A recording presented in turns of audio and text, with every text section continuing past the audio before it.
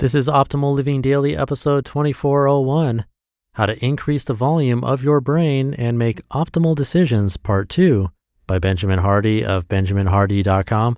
And I'm Justin Malik, the guy that reads to you every single day of the year. Now today's post is part 2 of a longer post. So if you didn't catch part 1 yesterday, I'd recommend listening to that first. But if you're all caught up, then let's get right to part 2 and continue optimizing your life. How to Increase the Volume of Your Brain and Make Optimal Decisions, Part 2, by Benjamin Hardy of benjaminhardy.com. Extreme pain or extreme curiosity? What leads most people to change? Usually it's either extreme pain or extreme curiosity. Both is best. The problem for most people is that their life isn't so bad that it forces them to face some hard truths. As the world becomes increasingly industrialized, life becomes pretty comfortable for most people. People aren't necessarily happy, but they're getting plenty of dopamine through their addictions to technology, processed foods, and other self-defeating behaviors. Moreover, very few people are extremely curious, the type of curiosity that compels you to continually ask the hard questions, to question the common assumptions, to get to the heart of the matter, to figure out how everything is connected, to see how far the rabbit hole goes. Most people don't want to face the hard truths. They prefer the comfort of what's cultural. They don't want to deal with the implications of a higher or different plane of understanding. The pursuit of excellence requires an intimate relationship with both pain and curiosity. Growth can't happen without pain, nor can it happen without the insatiable desire to see how far it can go. The amount of time spent on an activity doesn't matter. Some people spend 10,000 hours on something and don't really get any better at it. They're in routine. They aren't being pushed. They aren't digging into the pain. They aren't curious enough to uproot their current assumptions and replace them with more expansive ones. In learning theory, true learning is known as disorienting dilemma because it can be disorienting to have limited belief systems replaced with new ones. This only happens as, like the Beatles, you experience new information and experiences. If you're not seeking to disrupt your own belief system, you're not curious enough to become a master at your craft. You're not curious enough to become a master of life. In the biography, Michael Jordan, The Life, author Roland Lazenby tells of when Michael really started to stand out as a player in high school. What surprised recruiters most was that the first thing Michael asked them was, how can I get better? He wanted to be disrupted. And as Peter Diamandis has said, quote, if you're not disrupting yourself, someone else is, end quote. If you've decided to be stuck, that's fine, but others are going to blow past you. In the case of Michael, he was dealing both with immense pain and curiosity.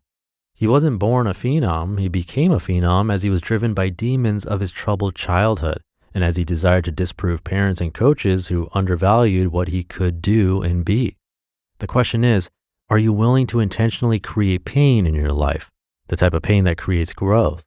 To quote the poet Douglas Malloch, quote, good timber does not grow with ease. The stronger the wind, the stronger the trees, end quote. Additionally, are you interested in life enough to become curious? The type of curiosity that will lead you to higher truths and more expansive connections? This level of curiosity becomes less black and white. To quote Brene Brown in Braving the Wilderness, quote, it's definitely messier taking a nuanced stance, but it's also critically important to true belonging, end quote. You don't have to agree with everything someone says to take something from it. You don't only focus on a narrow slice of ideas or people. You're willing and open to both religion and science and everything else, and can see the pros and cons of all sides as you mature as a thinker. You're open and honest in your communication. You're fine dealing with messiness and emotions. All the while, you're still discerning and have grounding. Your worldview is moving forward, not just spinning in circles. Every decision matters. The amount of choices you could make and information you could consume is extremely abundant. The amount of time you have is scarce. Who you become as a person is directly influenced by your ability to discern and decide which choices you make and information you ingest. What you consume determines who you become. What you consume in food, information, experiences determines what you produce and how you act. It determines the impact you have on the world and the lives of the people around you. How you act directly influences your personality. Your personality isn't a fixed and unchangeable thing you were born with. Your personality is something that continually develops. It develops as you change your brain. It develops as you change your environment. It develops as you heal suppressed emotions and traumas that freeze your personality and keep you stuck. There's a popular phrase that says the best time to plant a tree was 20 years ago. The second best time is now. Although true, this quote ignores the fact that 20 years ago you were planting something. You did plant a tree 20 years ago, and 10 years ago, and 5 years ago, and 1 year ago, and last week. That tree is expressed in your current conditions and personality. Your past is powerful. It's showing itself in the person you are and the life you have. What have you been planting? Want something different? Then plant different seeds. Make different choices. Although powerful, your past isn't fixed, but fluid. You absolutely can change your past.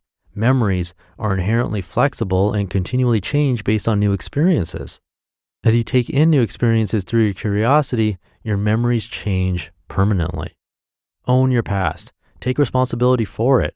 Then change it by intentionally living to a higher level today and tomorrow. Don't get stuck in your past. Don't let it overly define you. Change it. Own it. When you realize how powerful your choices are, you become very discriminate about every choice you make. Every little choice determines who you become. Every book you read matters. Why? Because you could have been spending that same time reading something else. What you consume determines who you are. Every choice makes an impact, but not just on you, but the people around you. Your choice to work that extra hour has consequences. You could work that hour or spend that hour with a friend or child or helping someone in need or playing video games. You could spend that hour deeply engaging with your child, or you could spend that hour distracted on your smartphone. That decision determines who you are. It also determines your relationships, your context, and your environment. Are you consciously creating your environment, or is your environment unconsciously creating you? When you start intentionally making decisions, knowing fully the gravity of what those decisions mean, then you can become who you want to be. Then you can create the environments that allow you the greatest freedom to transform yourself. Then you won't live a life of regret. Then you'll own your past. You'll own the trees you planted and the present reality you have. Additionally, your curiosity and imagination, combined with your increased ability to intentionally create and act, will give you confidence in your ability to plant whatever trees you want in the present so you can more fully own your future. As you own your future, you more fully own your past because your new experiences reshape your past. What will you choose? You just listened to part 2 of the post titled, How to Increase the Volume of Your Brain and Make Optimal Decisions by Benjamin Hardy of benjaminhardy.com. And thank you again to Benjamin.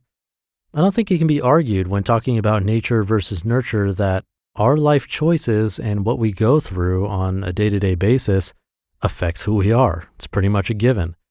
The question is whether or not our personalities that we seem to be born with, or at least the ones up to age 7, if those can be changed or if they're always stuck with us. And back to my commentary from yesterday, I was watching a documentary that tracked 7-year-olds every 7 years all the way up to age 63. It's questionable if we'll get the documentary for age 70, but these kids are all grown up now, and you can see that in most cases, they all would agree that a lot of their personality can be seen from the very first video when they were 7 years old. But does that mean we can't change? I don't think so. One of the kids was a bit shy and from a really small town. When he was 14, he could barely show his face on camera. That's how shy he was. But by the time he was 21, he was already incredibly confident and working towards becoming a professor and a great speaker. He said it was something he had to consciously work on. And I think that's what Benjamin is talking about in this article. Most people will fight feeling uncomfortable and will stay in their bubble. But we don't have to. That's a conscious decision. And changing our environment, even to make it slightly more uncomfortable every day or month or year, can help us get to where we eventually want to be, or actually to who we want to be, not really where, because as I always say, there is no destination. So I'd encourage both of us really to see how we can consciously create our environment, as Benjamin said, so that we're surrounding ourselves with encouragement rather than comfort and really stagnation. So something to think about this weekend. Have a great rest of your weekend if you're listening in real time, and I'll catch you in just a moment with our weekly bonus episode where your optimal life awaits.